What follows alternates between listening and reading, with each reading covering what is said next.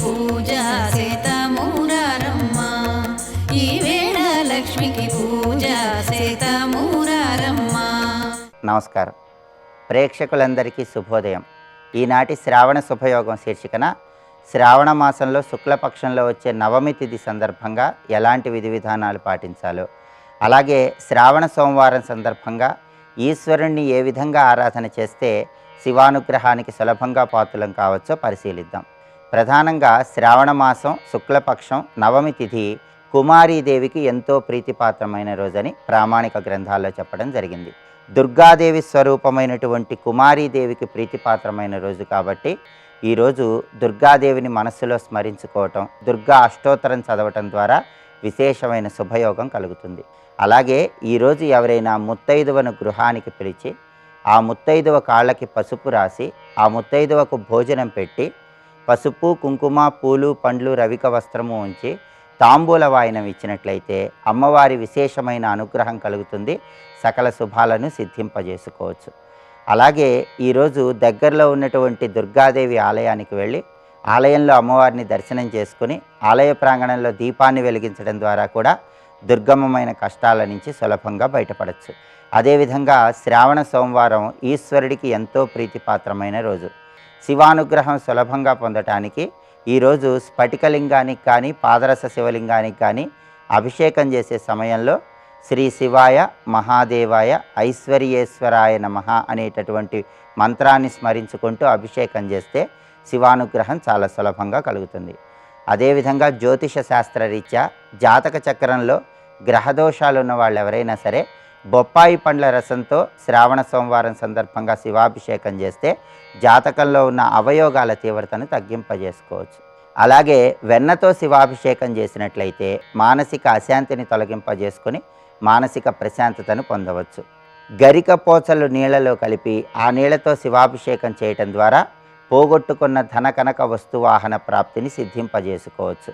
అదేవిధంగా ఈశ్వరుడికి ఎంతో ప్రీతిపాత్రమైనటువంటి గన్నేరు పూలతో ఆరాధన చేసినట్లయితే శివానుగ్రహం వల్ల అనేక గోవులను దానం చేసినటువంటి ఫలితం కలుగుతుంది. దానితో పాటుగా నక్తవ్రతం చేస్తే చాలా మంచిది. ఈరోజు పగలు ఉపవాసం ఉండి సాయంకాలం పూట ఈశ్వరుణ్ణి పూజించి ఈశ్వరుడికి అన్నాన్ని నైవేద్యంగా సమర్పించి ఈశ్వరుడికి సమర్పించిన అన్నం నైవేద్యం ప్రసాదంగా స్వీకరిస్తే దీన్ని నక్తవ్రతం అంటారు. ఈ నక్తవ్రతం పాటించడం ద్వారా శివానుగ్రహానికి పాత్రులై ఆయురారోగ్య అష్టైశ్వర్యాలను సిద్ధింపజేసుకోవచ్చు. పరమేశ్వరుడికి దవనం అంటే ఎంతో ప్రీతిపాత్రం. దవనం గొప్పతనం గురించి అగ్నిపురాణంలో వర్ణించారు. సాక్షాత్తు పరమేశ్వరుడు భైరవుడిని ఒకానొక సమయంలో ఒక చెట్టుగా మారిపోమని ఆజ్ఞాపించిన తరుణంలో భైరవుడు దవనం రూపంలోకి మారిపోయాడని అగ్నిపురాణంలో మనకు చెప్పడం జరిగింది. శివుడికి దవనం సమర్పిస్తే అష్టైశ్వర్యాలు భోగభాగ్యాలు కలుగుతాయని అగ్నిపురాణంలో మనకు చెప్పడం జరిగింది. కాబట్టి దవనంతో శివారాధన చేయండి, శివానుగ్రహానికి సులభంగా పాత్రలు కండి. అలాగే హంసను శివస్వరూపంగా శివమహాపురాణంలో వర్ణించారు. నలదమయంతుల రాయబారం సమయంలో పరమేశ్వరుడు హంస రూపంలో అవతరించాడని శివమహాపురాణంలో చెప్పారు. శ్రావణ సోమవారం సందర్భంగా హంసల గుంపు ఉన్నటువంటి చిత్రపటాన్ని గృహంలో ఏర్పాటు చేసుకోవటం ద్వారా కూడా శివానుగ్రహానికి ప్రతి ఒక్కరూ సులభంగా పాత్రలు కావచ్చు. శ్రావణ సోమవారం సందర్భంగా నమకం వింటే చాలా మంచిది. శివానుగ్రహం వల్ల అష్టైశ్వర్యాలు కలుగుతాయి. నమకం మొత్తం వినలేని వాళ్ళు శివానుగ్రహం సులభంగా పొందటానికి శ్రీం శివాయ నమః అనేటటువంటి మంత్రాన్ని మనస్సులో వీలైనన్ని సార్లు జపించుకోండి. శివానుగ్రహం వల్ల ఆర్థిక ఆరోగ్య కుటుంబ సమస్యల నుంచి చాలా సులభంగా బయటపడవచ్చు. రేపటి శ్రావణ శుభయోగం శీర్షికన ఆశా దశమి సందర్భంగా ఎలాంటి విధి విధానాలు పాటించాలో, తద్వారా ఎలాంటి ప్రయోజనాలు సిద్ధింపజేసుకోవచ్చో, అదేవిధంగా శ్రావణ మంగళవారం సందర్భంగా మంగళగౌరీదేవిని ఏ విధంగా ఆరాధన చేస్తే విశేషమైన శుభ ఫలితాలు కలుగుతాయో పరిశీలిద్దాం. నమస్కారం. శ్రీ గణనాథ జయ గణనాథ సిద్ధి వినాయక బుద్ధి ప్రదాయక. శ్రీ గణనాథ జయ గణనాథ సిద్ధి వినాయక బుద్ధి ప్రదాయక. ఆలయం అంతా కలిపి ఒక శరీరం. ఇవన్నీ కూడా ఆలయ నియమాలుగా ముద్గల మహర్షి చాలా చెప్పాడు. అందులో గణేశునికి సంబంధించి దూర్వా పూజ, అదేవిధంగా శ్వేతార్కములు, శమి ఈ 3 అత్యంత ప్రీతిపాత్రం. బిల్వం ఒకటి ఆయనకి ప్రీతిపాత్రం, తులసి ఒక్కటి మినహాయించి. దానికి ఒక కథ ఉంది ముద్గల పురాణంలో. ముఖ్యంగా తులసి గణపతికి పూజకు అర్హం కాదు. ఒక్క వినాయక చవితి నాడు మాత్రం 21 పత్రాలు ఒక్క పత్రంగా వేయాలంతే ఇక్కడ. ఇప్పుడు ప్రధానంగా శమి, ఆ శమి కథ ఒకటి ఉంది. దూర్వాకు సంబంధించిన ఎన్నో వృత్తాంతాలు చెప్పాడు. అదేవిధంగా శ్వేతార్కములు ఆయనకి ప్రీతిపాత్రం. అందులో గణపతి క్షేత్రంలో ఉన్న శ్వేతార్కం గణపతి స్వరూపమే. అందుకే ఆ శ్వేతార్కం స్థల వృక్షంగా కల్పవృక్షంగా పేర్కొనబడుతుంది. చిత్రం ఏంటంటే శ్వేతార్కం సరిగ్గా అటు హనుమంతుడికి ఇటు గణపతికి ఇద్దరికి ప్రీతి కనుక ఇద్దరికి మధ్యలో ఉంది అనుకునేది కల్పవృక్షం. ఇంకేమున్నది ఇక్కడ? ఉభయ శక్తులు ఉంటాయి. శ్వేతార్కాన్ని పూజించి నమస్కరించినా దాని దివ్యం ఉంటుంది. దానికి మందార కుసుమం అని పేరు. కల్పవృక్షానికి తెల్ల జిల్లేడికి మందారం అని పేరు. ఎందుకంటే కల్పవృక్ష కుసుమం ఎంత ప్రీతిపాత్రమో మందార కుసుమం అంత ప్రీతిపాత్రం. తెల్ల జిల్లేడు సర్వదేవతల పూజకి విశేషం, అమ్మవారి పూజకి విశేషం, సూర్యభగవానికి విశేషం, శివునికి విశేషం. తెల్ల జిల్లేడు అంత పవిత్రమండి. అందుకే ఆ వృక్షం ఉన్నా అంత గొప్పది. ఒక్కొక్కప్పుడు ఆ వృక్షం మూలం దేవతాకృతి జరుగుతుందిట. అది తీసే పద్ధతి ఉంది. వెంటనే బయలుదేరి తవ్వేసుకుని కాదుట. ఏ దేవతని నువ్వు అక్కడ పొందాలనుకున్నావో దేవతను ఉద్దేశించి దానికి కొన్ని రోజుల ముంచి దీక్ష చేయాలి. అది పుష్యమీ నక్షత్రంలో కూడిన ఆదివారం ఎప్పుడు పడుతుందో చూడాలి. పుష్యార్కం అంటారు దాన్ని, పుష్యార్క యోగం. దాన్ని దృష్టిలో పెట్టుకుని పుష్యమీ నక్షత్రంతో కూడిన దాన్ని దృష్టిలో పెట్టి దాని ముందు రోజులు నువ్వు లెక్క కట్టుకుని మండల దీక్ష అయ్యేటట్లు చేసి అప్పుడు కానీ నువ్వు వెళ్ళి తీస్తే ఆ దేవతాకృతి దానిలో ఉంటుంది. హనుమంతుని అలా ఉపాసన చేసి తీస్తే చిత్రం అండి, తోక కలిగినటువంటి హనుమదాకృత మూలంలో తనంత తాను తయారైంది. గణపతి ఉపాసన చేసి తీస్తే తొండముతో కలిగిన గణపతి మూర్తి వచ్చింది. చూస్తే ఆవిడ చెప్పక్కర్లేదు హనుమంతుడు ఇది గణపతిని మీరే అనుకుంటారు. అలా తీసినటువంటి వారు ఆ తీసిన మూర్తులు కూడా చూసే భాగ్యం ఈ కంటికి ఒకసారి లభించింది ఒక పెద్ద ఆయన దగ్గర. దీన్ని బట్టి ఆ వృక్షానికి దేవతలకి ఎన్ని సంబంధాలు, ఎంత సూక్ష్మ విజ్ఞానం ఉందో చూడండి. ఇక్కడ ఇంత విజ్ఞానం ఉంది. అది ఏదో మన విశ్వాసం కోసం ఆలయం కాదు, మనల్ని అనుగ్రహించడం కోసం శక్తిని కేంద్రీకరించిన శక్తిని పదిలపరచడం కోసం నియమాలు చెప్పారు. ముద్గల పురాణంలో చెప్పిన గణేశాలయ నియమాల్లో చాలా చెప్పుకున్నాం మనం ఇక్కడ.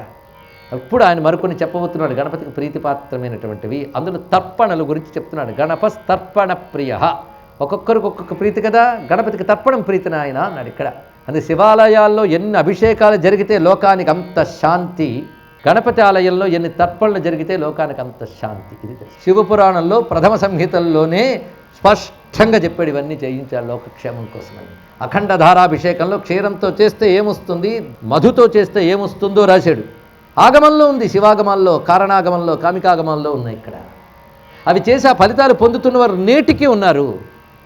అది సూక్ష్మ ప్రక్రియ. అది మన కంటికి కనబడదు, కంటికి కనబడనిదే దైవం. దాన్ని ఒప్పుకుంటే ఇవన్నీ ఒప్పుకోవచ్చు ఇక్కడ. ఇది గ్రహించవలసినటువంటి ప్రధానమైన అంశం. అది గణపతి ఆరాధనలో తర్పణ ప్రియ. తర్పణలకు ఉన్నటువంటి విశేషం చాలా ఉన్నది. అంతేకాదు లక్షపత్రి పూజ గురించి కొన్ని వివరాలు ఉన్నాయి. అయితే వాటి పద్ధతిగా భక్తిగా చెయ్యమని ప్రేరేపించాలి. ఎరుక కలిగి చేయండి, ప్రేమగా చేయండి, శ్రద్ధగా చేయండి అని చెప్పాలి. ఇది చాలా అవసరం, ఇది చాలా ప్రధానమైన. దాని యొక్క పరమార్థాన్ని చెప్పాలి, దాని స్వరూపాన్ని చెప్పాలి, దాన్ని ఎలా చెయ్యాలో నియమాన్ని చెప్పాలి. ఎందుకంటే ఎంత కాదన్నా గణపస్తర్పణ ప్రియ. తర్పణలతో ఇన్ని అద్భుతాలు జరుగుతాయి. అయితే తర్పణలు ఎలా ఉండాలి, ఎలా చేయాలి, విధానం ఉంది. తర్పణ పొందాలంటే వేరే ప్రత్యేక మంత్రం ఉండాలా? గణపతికి సంబంధించిన ఏ మంత్రంతోనైనా తర్పణ చేయవచ్చు. గురువు ద్వారా అది ఉపదేశం పొంది ఆ మంత్రంతో తర్పణ చేయవచ్చు. ఆ పద్ధతి ఎలా ఉంటుంది, ఎలా చేయాలి, ఆ విధానాలన్నీ కూడా అన్ని ఆగమాలు చెప్తున్నాయి. అలాగే అష్టద్రవ్యములు, గణపతికి ప్రీతిపాత్రమైన వాటిలో అష్టద్రవ్యములు, వాటి గురించి కూడా చెప్పారు. మోదక పృథక సలాజై ససక్తక. ఏమిటేంటి ఇవ్వాలి శంకర భగవత్పాలు శారదాతిలక మంత్రంలో చెప్తున్నారు ఇక్కడ.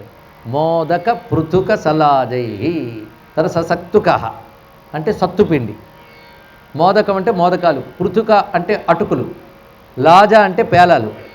దాని తర్వాత చెప్తున్నటువంటిది సత్తుపిండి. ఆ తర్వాత ఇక్షువు అంటే చెరుకులు.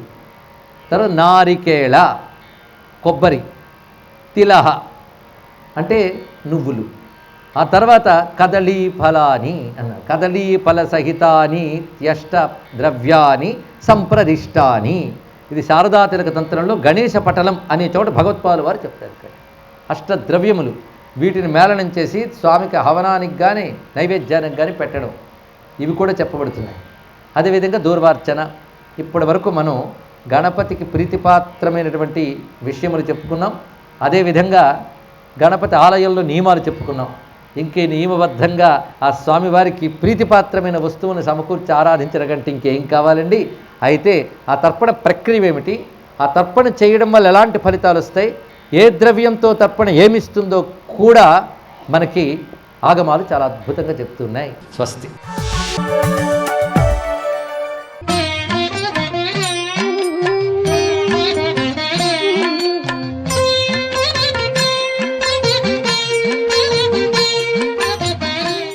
ఓం నమో నారాయణాయ. ఓం నమ శివాయ. శ్రీమాత్రే నమ. ఈరోజు 2వ శ్రావణ సోమవారం. సోమతత్వం విశిష్టవంతమైన ప్రభావాన్ని కలిగింపచేస్తుంది. పరమేశ్వరుడికి సోమవారం నాడు ఆచరించేటువంటి చండీ ప్రదక్షిణం ఈ యొక్క శ్రావణ మాస సోమవారం నాడు ఎవరైతే ఆచరిస్తారో వారి జీవితాలు ఆనందమయంగా విరాజిలింపచేస్తాడు ఆశుతోషుడైనటువంటి పరమేశ్వరుడు.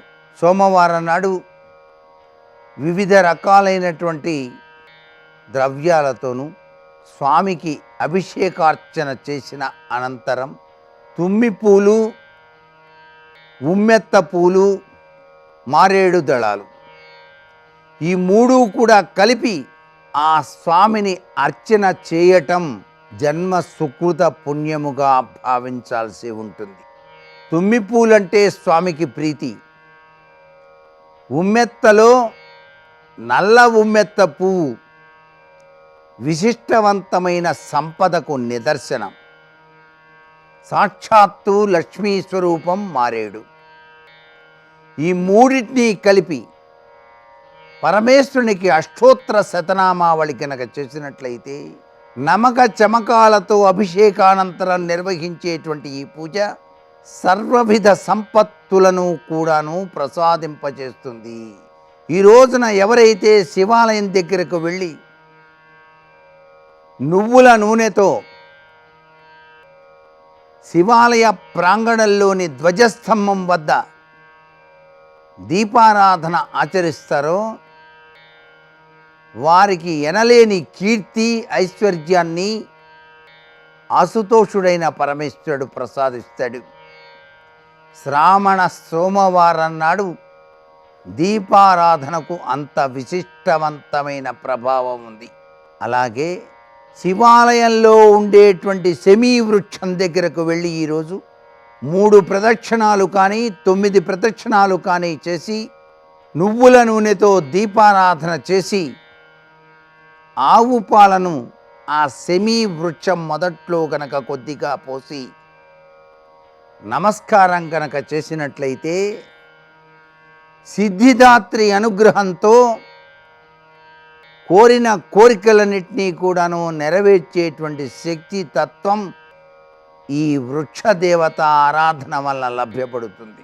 ఈ శ్రావణ మాసం అంతా మహిళలు వేప చెట్టుకు ప్రతినిత్యం కూడాను పసుపు కుంకుమ వ్రాసి, అలాగే రావి చెట్టు దగ్గరకు వెళ్ళి సోమవారం నాడు 3 ప్రదక్షిణాలు నిర్వహించి నైవేద్యంగా తీపి పదార్థాన్ని సమర్పించినట్లయితే కష్టాల వలయం నుంచి బయటపడి సుఖప్రదమైనటువంటి జీవన విధానంలోకి పయనింపజేయటానికి ఆ యొక్క త్రిమూర్తి స్వరూపతత్వం ప్రతి ఒక్కరిని కూడాను సంరక్షిస్తుంది.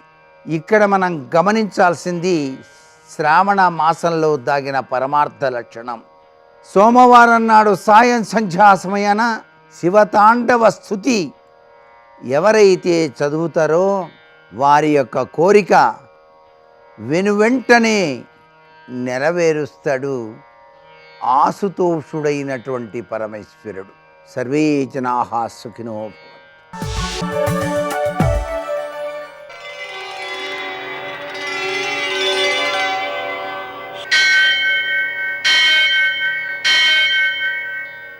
సహస్రశీర్షం దేవం విశ్వాక్షం విశ్వశంభువం విశ్వం నారాయణం దేవమక్షరం పరమం పదం विश्वतः परमां नित्यं विश्वन्नारायणगुं हरिं विश्वमेवेदं पुरुषस्तद्विश्वमुपजीवति पतिं विश्वस्यात्मेश्वरगुं शाश्वतगुं शिवमच्युतं नारायणं महाज्ञेयं विश्वात्मानं परायणम्।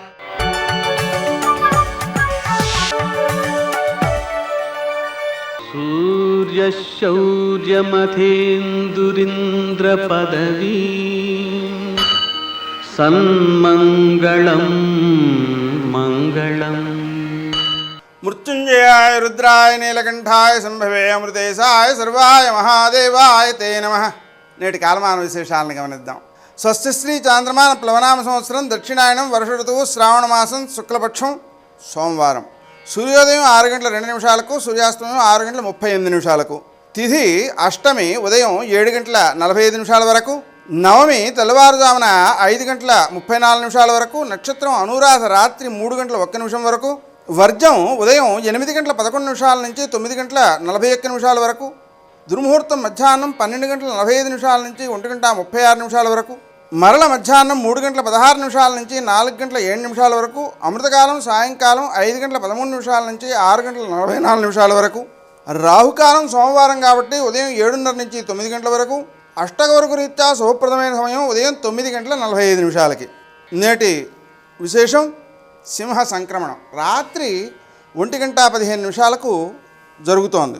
ఆ కారణంగా మధ్యాహ్నం 12:20 నుంచి సూర్యాస్తమయం వరకు కూడా ఈ సంక్రమణ పుణ్యకాలం ఉంటుంది. ఆ సమయంలో పితృదేవతారాధన దానాధికం చాలా ఉత్తమమైన ఫలితాలను అందజేస్తాయి. అలాగే ఈరోజు కౌమారి పూజ ఒకటి ఉంది. అలాగే శివనక్త వ్రతం, పగలంతా ఉపవాసం ఉండి రాత్రి వేళ మనం శివారాధన చేసుకుని భోజనం చేయడం శ్రావణ మాసంలో సోమవారం నాడు అది ప్రత్యేకం. కౌమారి పూజ, కౌమారి అనే పేరుతో ఉండేటువంటి అమ్మవారిని పూజ చేయడంతో పాటుగా చిన్నపిల్లలకు అమ్మవారి వేషాన్ని ధరింపజేసి పూజ చేయడం ద్వారా ఆడపిల్లలకి వారిలో అమ్మవారితో ఏకాత్మ భావన అలవాటు అవుతుంది. అది చాలా ఉత్తమమైన ఫలితాలను అందజేస్తుంది. నేటి ఆణిముత్యాలు.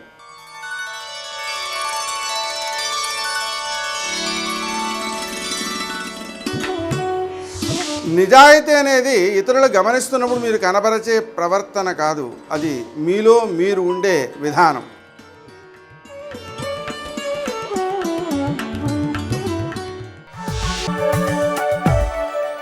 कृष्णं वन्दे जगद्गुरुं कृष्णं वन्दे जगद्गुरुं कृष्णं वन्दे जगद्गुरुं कृष्णं वन्दे जगद्गुरुं कृष्णं वन्दे जगद्गुरुं कृष्णं वन्दे जगद्गुरुं। సృష్టి యందు 84 లక్షల జీవరాశులున్నప్పటికీ 84 లక్షల జీవరాశులలోనూ సర్వోత్కృష్టమైనటువంటి ప్రాణి మనుష్యులొక్కడే. అందుకే శంకర భగవత్పాదులు జంతూనాం నరజన్మ దుర్లభం అంటారు. అసలు ఈ మనుష్య శరీరం లభించడం అంత తేలికైనటువంటి విషయం కాదు. ఎందుచేత మనుష్య శరీరం అంత గొప్పది అని చెప్పడం, మిగిలినవి కూడా పాంచభౌతికమైనటువంటి శరీరములేగా, వాటికి కూడా 5 భూతములతో కూడినటువంటి శరీరమే ఇవ్వబడినది. మరి అటువంటప్పుడు మనుష్య శరీరానికి ఉన్నటువంటి విశేషం ఏమిటి అంటే, ఒకటి స్వరపీఠిక ఉంది. స్వరపీఠిక ఉన్న కారణం చేత భగవన్నామాన్ని పలకగలిగినటువంటి అదృష్టం పొందినటువంటి ఏకైక ప్రాణి మనుష్యుడు. ఏది చేసినా ఏది చెయ్యకపోయినా కనీసం భగవన్నామాన్ని ప్రతిరోజు పలికినంత మాత్రం చేత కొన్ని కోట్ల జన్మలుగా పట్టుకున్నటువంటి ఆ రజస్తమో గుణములతో కూడుకున్నటువంటి వాసనాబలము క్షయమవడమే కాకుండా ఈశ్వరుని యొక్క అనుగ్రహము పరిపూర్ణముగా లభించడానికి అది హేతు అవుతుంది. 2, ఒక్క మనుష్యుడు మాత్రమే శాస్త్రాన్ని అధ్యయనం చేస్తాడు. శాస్త్రాధ్యయనం అనేటటువంటిది ఏ ఇతర ప్రాణికి లేదు. 83,99,999 జీవులు శాస్త్రాధ్యయనం చెయ్యవు. గురువుని ఆధారం చేసుకుని శాస్త్రాన్ని తెలుసుకుని శ్రద్ధతో కర్మాచరణం చేస్తాడు. శ్రద్ధ అన్న మాటకు అర్థం శాస్త్రస్య గురువాక్యస్య సత్యబుద్ధ్యావధారణ సా శ్రద్ధ కదితా సిద్ధి యయా వస్తూపలభ్యతే అంటారు శంకర భగవత్పాదులు. శాస్త్రము చెప్పినటువంటి మాట ఏది ఉన్నదో అది సత్యము అనేటటువంటి పూనికని పొంది ఉండడం, గురువుగారి నోటి వెంట వచ్చినటువంటి మాట పరమ సత్యమనేటటువంటి రూఢమైనటువంటి భావన కలిగి ఉండడం, ఈ రెండిటి చేత ఎవడు కర్మాచరణ చేస్తాడో వాడికి ఈ లోకమునందు లభించనటువంటి శ్రేయస్సు ఉండదు, సమస్తమైనటువంటి శ్రేయస్సులు పొందగలుగుతాడు. గురువుగారి పాదాల దగ్గర కూర్చుని గురువుగారు చెప్పినటువంటి శాస్త్రాన్ని అధ్యయనం చేసి శాస్త్ర విహితమైనటువంటి కర్మాచరణము చెయ్యడానికి యోగ్యమైనటువంటి శరీరము మనుష్యునకొక్కనికే ఉన్నది. దీనికన్నా గొప్ప విభూతి మనుష్యునకు ఏదున్నది అంటే, ఈ సృష్టిలో ఒక్కొక్క ప్రాణికి పరమేశ్వరుడు ఒక్కొక్క విశేష విభూతిని కల్పించాడు. ఒక నెమలి ఉందనుకోండి, పింఛం విప్పి క్రేంఖణం చేస్తుంది. ఒక చిలుక ఉందనుకోండి, చక్కటి పలుకులు పలుకుతుంది. అలాగే ఒక కోయిల ఉందనుకోండి, అందంగా పాట పాడుతుంది. ఒక గుర్రం పర్వతాలు కూడా ఎక్కి వేగంగా వెళ్ళిపోతుంది. ఒక చాప నీటిలో ఈత్తుంది. ఒక పక్షి ఆకాశంలో ఎగురుతుంది. ఒక చామరీ మృగం తోక ఈశ్వరుడికి రాజోపచారాలు చేసినప్పుడు చామరం వేస్తే ఆయనకి కూడా ఉపశాంతి కలుగుతుంది. దాని తోకకి అంత ప్రాముఖ్యత ఉంది. ఒక్కొక్క ప్రాణికి ఒక్కొక్క విభూతిని మాత్రమే ఇచ్చాడు. కానీ మనుష్యునికి ఉన్న గొప్పతనం ఏమిటంటే, సమస్త ప్రాణులలో ఉన్నటువంటి విశేషమైన విభూతులను తనకి అనుకూలంగా తనవిగా మార్చుకుని సంతోషించగలిగినటువంటి శక్తి ఒక్క మనుష్యునకు మాత్రమే ఉంది. దానికి కారణం మనుష్యునకు ఇవ్వబడినటువంటి బుద్ధి యొక్క వైభవం అటువంటిది. వాహినులందు జలంబు తాగగా అంటారు పోతన గారు. ఎక్కడో జలములను తాగి పచ్చిగడ్డి తిని పాలగా మార్చగలిగినటువంటి శక్తి కలిగినటువంటి ఆవు యొక్క పాలు పిండి తీసుకెళ్లి పరమశివలింగానికి అభిషేకం చేసి ఆ అభిషేకం చెయ్యడం వల్ల వచ్చినటువంటి విశేషమైనటువంటి ఫలితముగా భగవంతుని యొక్క అనుగ్రహమునకు పాత్రుడు కాగలిగినటువంటి శక్తి మనుష్యునకు ఉన్నది. అలాగే పక్షిలా విమానంలో ఆకాశంలో ఎగురుతాడు. సముద్రంలో ఓడలో చేపలా ప్రయాణం చేసి వెళ్ళిపోతాడు. భగవంతుడు తనకి కొన్ని పరిమితులు కల్పించినా ఇతర ప్రాణులను చూసి వాటికి ఉన్న విభూతిని తనకి అనుకూలంగా మార్చుకుంటాడు. ఒక గుర్రాన్ని తాను అధిరోహించి త్వరగా లక్ష్యాన్ని చేరుకుంటాడు. భగవంతుడు ఏ ఏ ప్రాణుల యందు ఏ ఏ విభూతి ఉంచాడో ఆ విభూతులన్నిటినీ కూడా తన యొక్క అభ్యున్నతి కొరకు వాడుకోగలిగినటువంటి సమర్థత కలిగిన ప్రాణి సృష్టి మొత్తం మీద ఒక్క మనుష్య ప్రాణి. అటువంటి మనుష్యుని యొక్క బుద్ధి వైభవం, అతను గ్రహించగలిగినటువంటి శక్తి లోకంలో ఏ ఇతర ప్రాణికి లేదు. ఇంత శక్తి కలిగినటువంటి మనుష్య ప్రాణి ఎవ్వరూ సాధించలేనటువంటి ఒక అత్యద్భుతమైన విషయాన్ని సాధించగలడు. దేవతలు స్వర్గలోకంలో ఉంటారు. ఆ దేవతలకి కర్మాధికారం లేదు. వాళ్ళు మళ్ళీ యజ్ఞం కానీ యాగం కానీ కళ్యాణం కానీ లేకపోతే భగవత్ సంబంధమైన ఆరాధన కానీ చేసి కొత్తగా పుణ్యాన్ని పొందడానికి వాళ్ళకి అవకాశం లేదు. వాళ్ళ పుణ్యం అయిపోయే వరకు స్వర్గలోకవాసం చేస్తారు. క్షీణే పుణ్యే మర్త్యలోకం విశంతి. ఆ పుణ్యం అయిపోయిందనుకోండి, మళ్ళీ మర్త్యలోకంలో పడిపోతారు. మర్త్యలోకం అంటే మృత్యు ఉన్నటువంటి శరీరములు అంటే మనవే. ఈ మర్త్యలోకానికి వచ్చి పడిపోతారు. వాళ్ళకి మోక్షమును పొందడము అనేటటువంటి అవకాశం దేవతలకి ఉండదు. మిగిలిన ప్రాణులను తిర్యక్కులంటారు. తిర్యక్కులంటే వెన్నుపం భూమికి సమాంతరంగా అడ్డంగా ఉన్న ప్రాణులు. వాటికి ఒకటే ధర్మం, పశుధర్మం. కానీ ధర్మము అనేటటువంటి దాన్ని పట్టుకోగలిగినటువంటి శక్తి ఒక్క మనుష్యునకే ఉంది. అందుకే భక్తితో కూడినటువంటి కర్మాచరణము చేసినటువంటి కారణం చేత లభించినటువంటి విశేషమైనటువంటి పుణ్యము యొక్క ఫలితంగా ఈ లోకమునందు కాదు, శరీరమును విడిచిపెట్టిన తరువాత స్థానాన్ని పొంది స్వర్గలోకమునందు ఉండగలడు.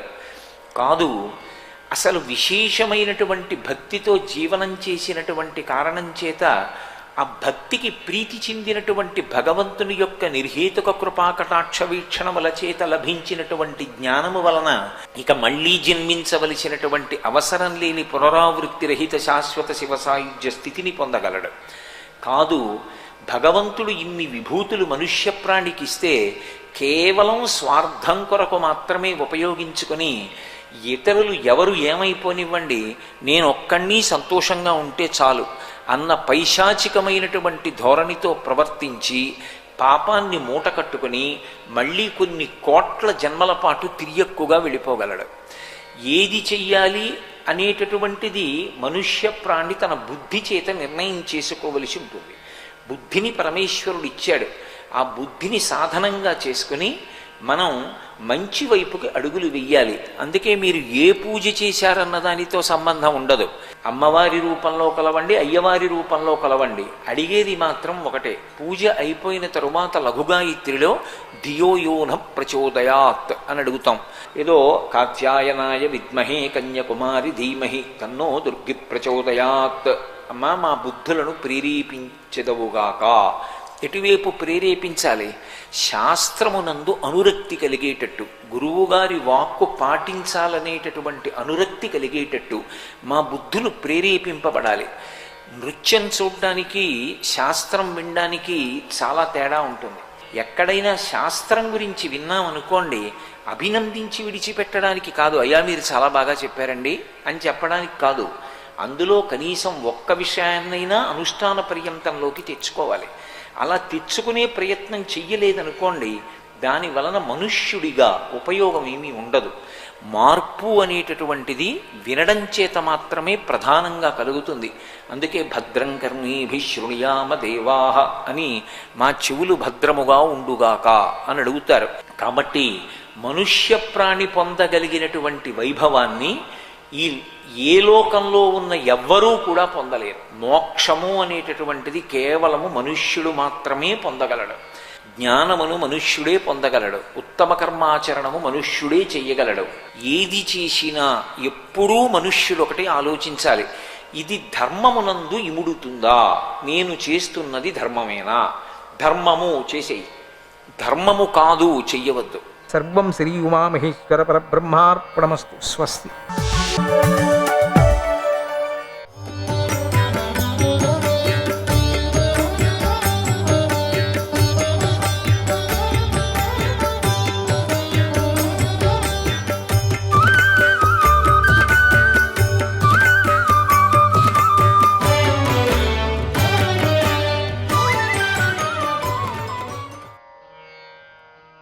ఇమాం కథాం యశృణుయాన్నరః సదా పఠేత్ వా ద్విజగణ ముఖ్య సంసది అసంశయం త్రిదివ మియాత్ స పుణ్యభాక్ మహాత్మనః పతగపతేః ప్రకీర్తనాత్. అంటే విప్రుల సభలో ఈ కథను విన్నవారికి, చదివిన వారికి, మహాత్ముడైన పక్షీంద్రుడి యొక్క గుణాలు గానం చేసిన వారికి ఎలాంటి సంశయము లేకుండా పుణ్యం లభిస్తుంది, అతడికి స్వర్గం లభిస్తుంది. ఇది శ్రీహరి వాహనమైన గరుత్మంతుడి కథ అన్నాడు ఉగ్ర శ్రవసుడు. శ్రీకృష్ణాయ పరమాత్మనే నమః. 35వ అధ్యాయం. నాగులలో అతి ముఖ్యులు. శౌనక మహర్షి ఉగ్రశ్రవసుడిని ఇలా అడిగాడు, ఓ సూతనందనా, ఇంతవరకు కద్రువ తన పుత్రులైన సర్పాలకు శాపం పెట్టిన కథను చెప్పావు, అనూరుడు వినతాదేవికి పెట్టిన శాప వృత్తాంతాన్ని కూడా చెప్పావు, భర్త అయిన కశ్యపుడున్నాడే, కద్రువ వినతలు ఇద్దరు కూడా వరాలు పొందారని, వారిలో వినతకు 2 పుత్రులు కలిగారని, వారే అనూరుడు గరుడు అని వారి పేర్లు కూడా చెప్పావు. అయితే కద్రువకు పుట్టిన అతి ప్రధానమైన ఆ సర్పాల పేర్లను కూడా చెప్పండి. ఓహో, ప్రధానమైనటువంటి సర్పాల పేర్లు మేము వినాలనుకుంటున్నాము అని ప్రార్థించాడు. ఉగ్రశ్రవసుడు ఇలా చెప్పాడు, ఓ మహర్షి, నేను సర్పాలన్నిటి యొక్క పేర్లను చెప్పటం లేదు, అవి ఎన్నో ఉన్నాయి. అందుచేత వాటిలో ప్రధానమైన సర్పాల యొక్క పేర్లను మాత్రమే నేను చెప్తున్నాను విను. సర్పాలలో ప్రధానమైన వాడు, అందరికన్నా ముందు పుట్టినవాడు శేషుడు. తరువాత వాసుకి పుట్టాడు.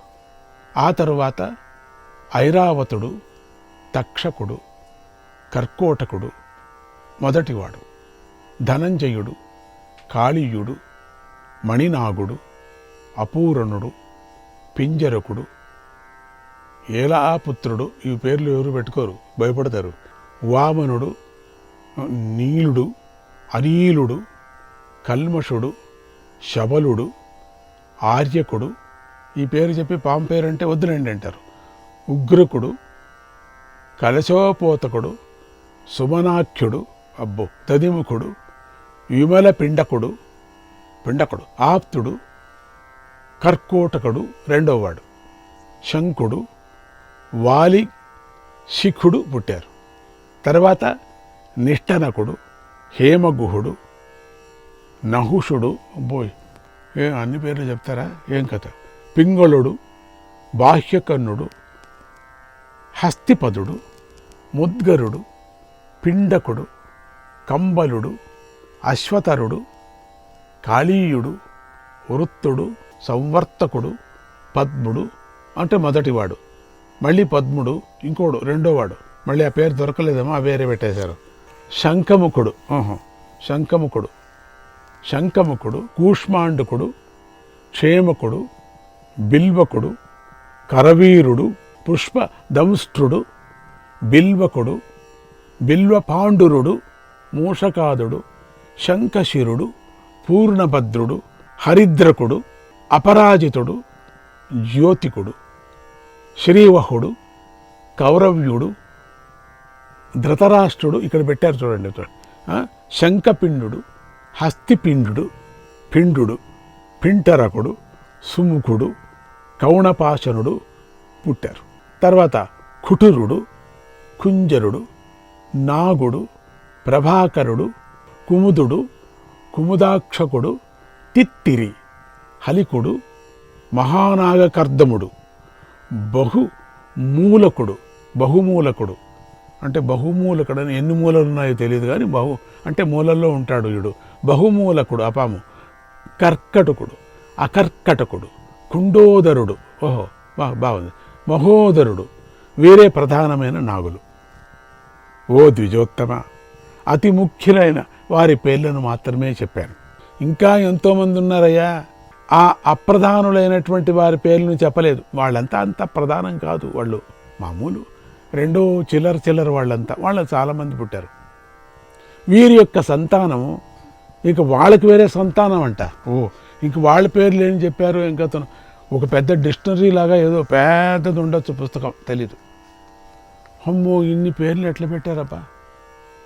వీరి యొక్క సంతానం అసంఖ్యాకంగా ఉందట, అందుచేత వాళ్ళ పేర్లు చెప్పలే.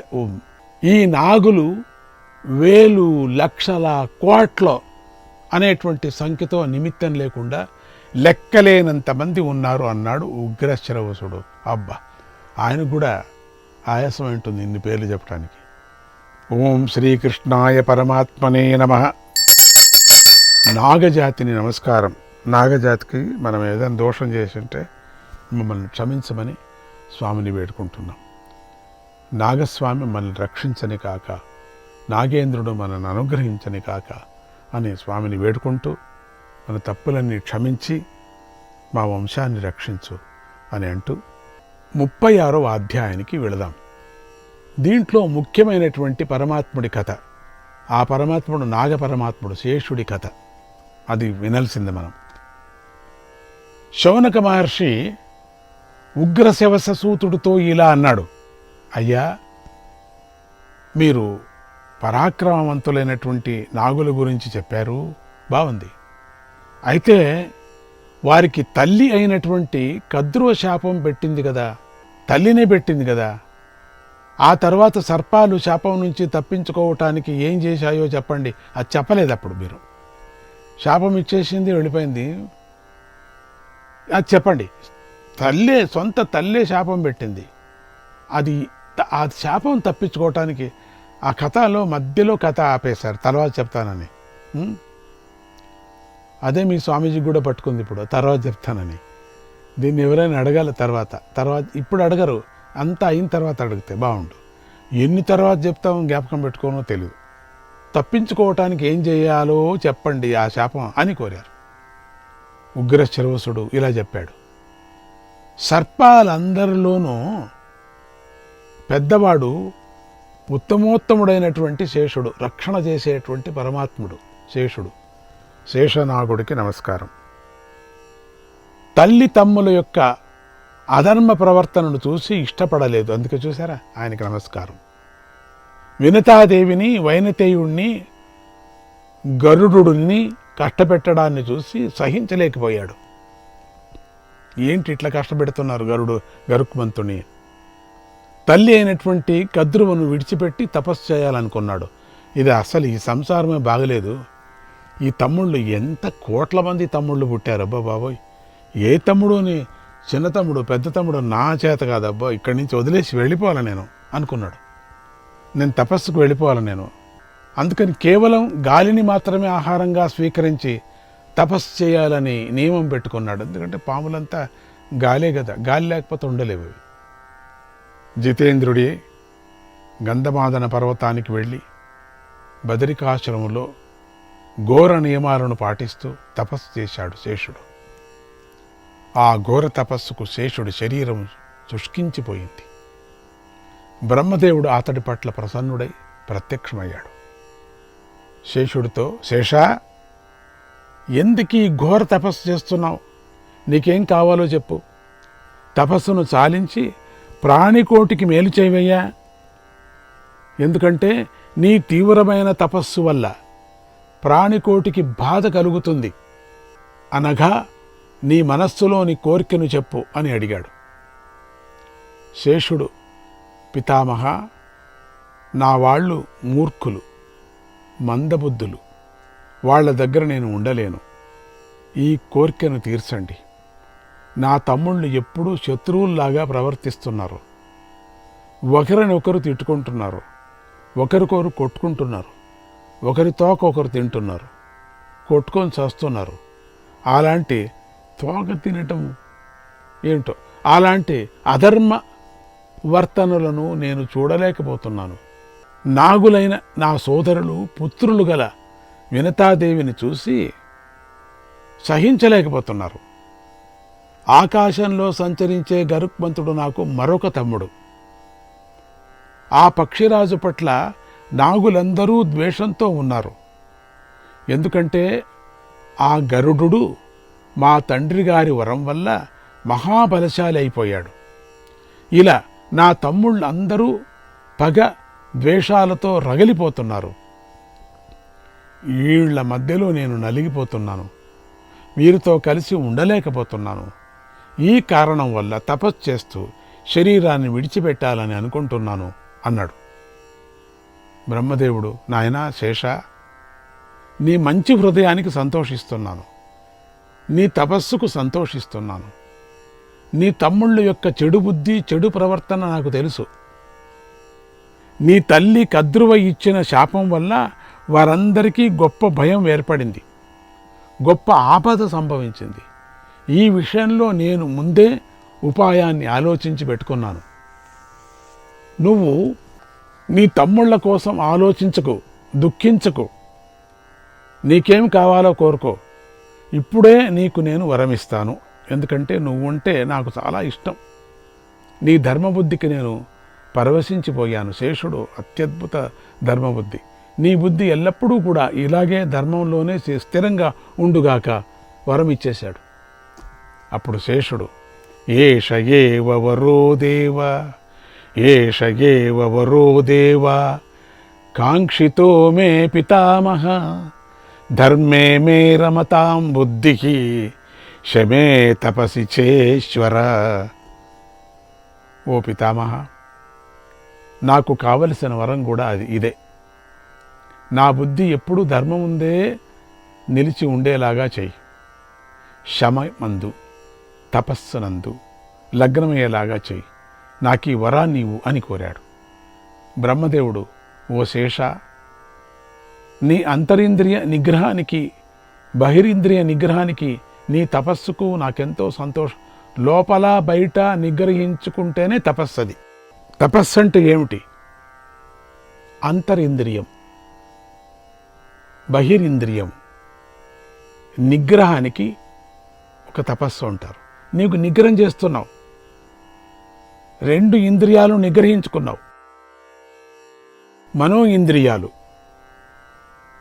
బాహ్యేంద్రియాలు. బాహ్యేంద్రియాలు ఏమున్నాయి?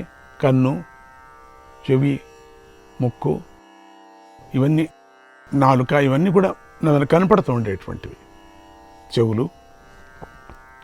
ఈ ఇంద్రియ నిగ్రహం, చూసిందంతా కావాలా అనేది నిగ్రహించుకోవాలా, చెడ్డుదంతా వినటం నిగ్రహించుకోవాలా, చెడుగా మాట్లాడటం నిగ్రహించుకోవాలా, చూడటం కానీ, వినటం కానీ, తినటం కానీ, స్పర్శించటం కానీ, ఇవన్నీ నిగ్రహించుకోవాలి. ఇది కాక లోపల ఇంద్రియాలు, ఆ లోపల ఇంద్రియాలు మనో ఇంద్రియాలు, అవి కూడా నిగ్రహించుకోవాలి. యోగంలో మనకు చెప్పారు కదా, అట్లా స్వామీజీ ఎన్నో మాటలు చెప్పారు. దశ ఇంద్రియాలు, ఇవన్నీ కూడా దశ ఇంద్రియాలు. దశరథ అనటం కారణం ఎందుకు? ఆయన దశ ఇంద్రియాలు కూడా నిగ్రహించున్నాడు కాబట్టి దశరథుడు అయ్యాడు. దశరథ ఆ రథాన్ని తాను తోలాడు, నిగ్రహించుకొని ఆ ఇంద్రియాలు నిగ్రహించుకొని తోలాడు, అందుకని దశరథ అయ్యాడు. అందుకని అటువంటి దశరథ బాహ్యేంద్రియాలు అంతరింద్రియాలకి నిగ్రహించుకునేటువంటి శక్తి ఉండినటువంటి ఆ దశరథుడికే శ్రీరాముడు ఉద్భవించాడు. లేకపోతే ఎక్కడ ఉద్భవిస్తాడు సాధారణ జనానికి? ఆయన కోరిక ప్రకారంగా అగ్ని నుంచి వచ్చినటువంటి వాడు వరప్రసాదుడు. ఆయన యొక్క తపస్సు అటువంటిది. అందుకని ఈ లోపల ఈ రెండు ఇంద్రియాలు నిగ్రహిస్తే చాలు, ఇంక తపస్సే అక్కర్లేదు మనకు. నీ అంతరింద్రియ నిగ్రహానికి ఆదిశేష, బహిరింద్రియ నిగ్రహానికి, నీ తపస్సుకు నాకెంతో సంతోషం కలిగిందయ్యా. ఇప్పుడు నా మాట ప్రకారం ప్రజలకు మేలు కలిగే పనిని చెయ్యి. మాటిమాటికి అదే అంటున్నాడు బ్రహ్మదేవుడు.